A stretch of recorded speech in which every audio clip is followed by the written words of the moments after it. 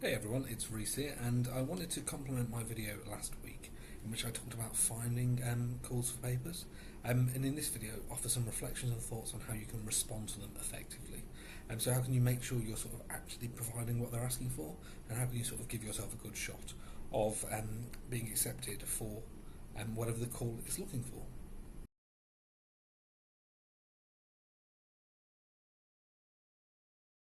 So to begin, a tiny refresher of what is a call for papers. I'll link my video that I talked about this last time on the video description. But yes, a call for papers is something that is put out by an academic, a team of academics, by a conference, and it is essentially soliciting calls for conference papers, book chapters, journal articles, whatever. It is an invitation, an open invitation to contribute some academic work for a purpose, be that publication or speaking or an event. And it is essentially a list of what the people involved are looking for and a list of instructions for what you need to do for your work to have a chance of being accepted.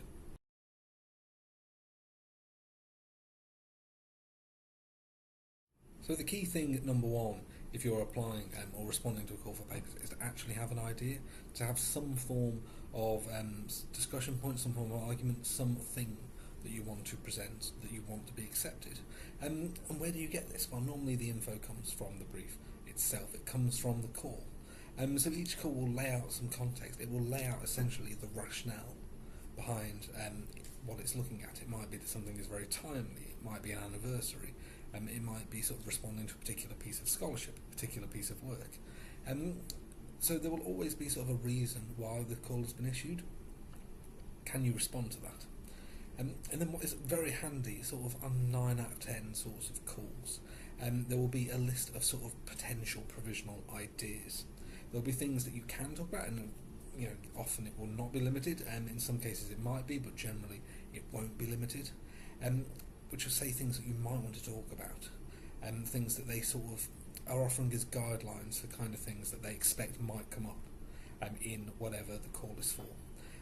So have a look at those and see, if an idea hasn't sparked already, see if something emerges. What ideas do you have? Having a good idea is always the sort of the first step towards responding to a call, and having sort of a solid idea, an idea that, although you will present it in the abstract that you're going to write, in a not complete sense, the abstract will be 300 to 500-ish words. You can't present a full argument, but having some decent sense of what it is that you want to contribute to this call is very, very useful. I'll link below my video on coming up with abstracts and specifically how you think about them when you haven't yet prepared the work, because that would be a really useful thing to have a look at.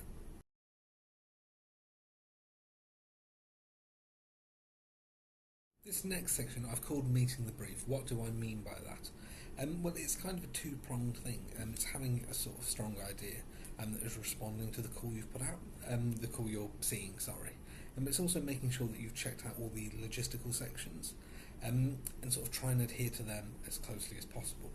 So if the abstract, if there's a set word limit, try and stick to it. Sort of make sure you stick to it.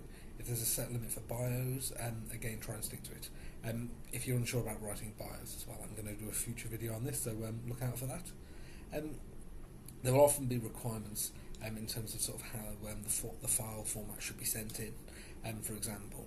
If there are these rules, try and stick to it. It makes the person on the other end's life so much easier. And it shows that you've taken time to sort of engage properly with the call, and that is never a bad thing. So it's meeting the brief. It's essentially showing that you've understood, that you've prepared an idea and it's brilliant and it may or may not be accepted, but that you've sort of prepared effectively, that you've read all the information and that you know the sort of logistical side as well. And this is two halves of it, and sort of trying to, essentially, you can't go wrong by following the brief, but you can go wrong by not. So make sure if there are rules set out, if there are certain things need to be included, if there's certain info you need to provide, make sure to provide it and make sure to do it as requested in the call.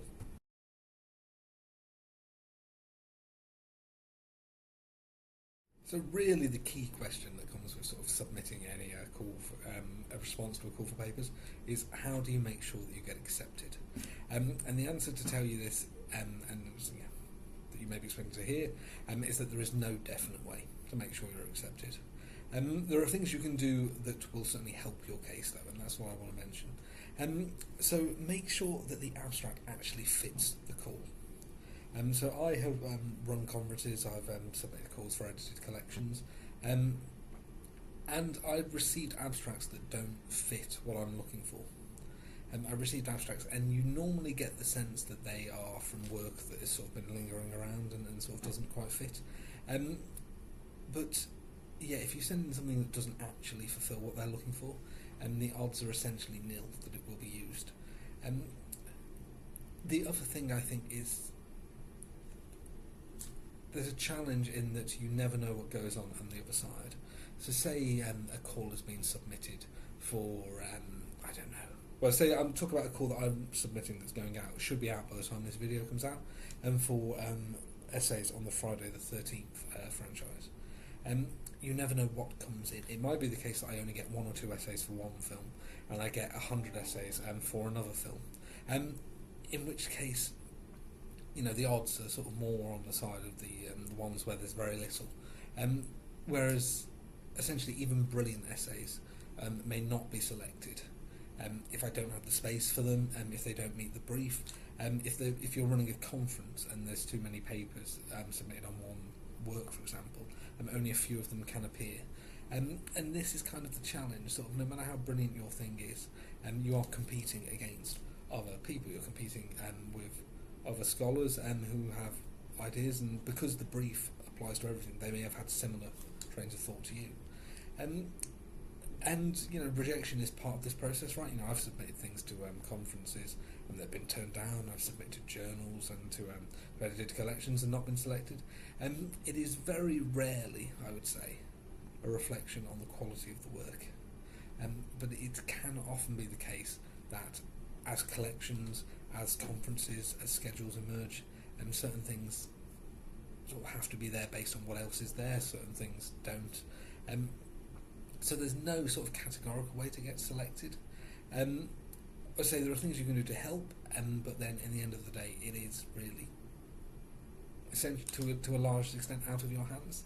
There are things you can do, I think, and one of the key things is I often, especially in some collections when I'm working on collections about directors or franchises or whatever, I would email the email address that the call is attached to and ask if they were looking for anything in particular, if essentially things hadn't come in that they were hoping would come in. And if I'm able to respond to those, I do that. And I've produced a number of chapters that have come out that way, of me going directly to editors and to conference people and saying, what do you not have that you need? So that can be a strategy as well, depending on the nature of what the call is again. But how do you definitely get selected? Unless you're 100% asked to contribute to something, then the answer is simply there's no way of making that work.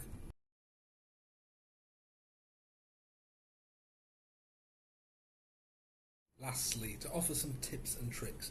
And some of the things I've kind of already mentioned, but I think there is never any harm in getting in touch with the organisers or the editors or the leaders on whatever the call is, and to float ideas, to ask them what they're looking for, to ask if there's anything they need or anything, on the other hand, that they don't want to see, so ideas they may have already received 100 of. There is never any harm in it, registering an interest, having that dialogue, A, for the immediate purposes of the call, but B, if it's a call for an area that you're interested in, if you're interested enough to look at sending in a response, and these are likely people that could be useful parts of your network, for example, it might be the case that future calls come down the line, or similarly, if you're writing a call and looking for people, having those connections already can be incredibly useful. And what I would say, some of our ideas is have a look at existing responses to works. So if it is a conference, have a look at the conference schedules from previous conferences, but then afterwards as well. Even after the deadline has passed, if you're accepted or not, have a look at the things that were accepted and see what's there, see sort of what kind of things written about and sort of what strengths and what things you can take away from the abstracts and the works that were used. We've edited collections, again looking at sort of chapter abstracts of journal articles, looking at those abstracts. Reading a lot, reading really helps reinforce your own writing ability. Sort of read carefully, read deliberately, and try and pull out the strengths, try and pull out the strong elements, try and pull out the things that you think worked. I would say it's useful as well to bounce an abstract off other people. And the other people can be people in the subject area or not. It can be the case that sort of getting someone else just to read it for sense is very useful, because your word limits are not giant normally. As I say, sort of 500 words will be a long abstract, so they're often not giant. So trying to make sure that you've said everything you want to say in such a tight thing. I think having a second pair of eyes over any abstract is incredibly useful, so I highly recommend that. And ask. It can be useful as well to have sort of a wider range of people depending on what sort of things you're responding to. Nowadays a lot of us are multidisciplinary scholars, and who would look at an abstract in one field is not necessarily who would look at it for another one. I certainly know when I was a PhD student, when I was a master's student, applying to conferences and journals and stuff, my supervisors were kind of the sounding boards there at the time, and for whom I'm very appreciative. So if you have those relationships, if you have sort of people you know or people that you think could critically analyse your abstracts and just confirm that it works, makes sense, use them, take advantage of those. It is a very useful thing. And then I suppose the other thing is sort of just try not to be downhearted when things are turned down, because there is no scholar in the world who has a 100% acceptance rate for responding to calls for papers. We all get rejected, and for 100 reasons. I've talked about some of them, but it's not a personal reflection in any sense. It sucks if you put the work in and your idea isn't chosen. But that often isn't the end of the road with research anyway. So sort of, when things get accepted, it's brilliant. Sort of shout about them, publicise them, make sure that it's a reflection on your personal profile. And when things don't, it's a shame, but there are always more calls. There are always more avenues for conducting effective research. And there may even be more avenues for conducting the research you were proposing there. So trying to take it to heart when rejections come, because they always do, and we've all experienced it. So there we go, those are some of my reflections on responding to calls for papers. And next week I'm going to write the video that would have helped me out quite a lot when I was doing a call for the first time. And this is how you write a call for papers, how you write one, how you put one together, and how you promote it, how you get people on board, how you get people chomping at the bit to sign up for your call, whatever it is. So please do come back for that one. Hopefully this has been useful. Please do comment below if you have any other tips, any other strategies, any other successes or failures, or anything you want to share. And of course, if you have ideas for future videos, please do let me know as well. I do respond to feedback, and several of these videos have come from messages from scholars and friends who've wanted specific topics, and so I do try and make videos that are directly useful to the people who are watching them. So thank you so much for watching. Make sure to like, make sure to subscribe, make sure to ring the bell so you know when new content is coming. Thank you very much for watching this video, and I'll look forward to seeing you all in the next one.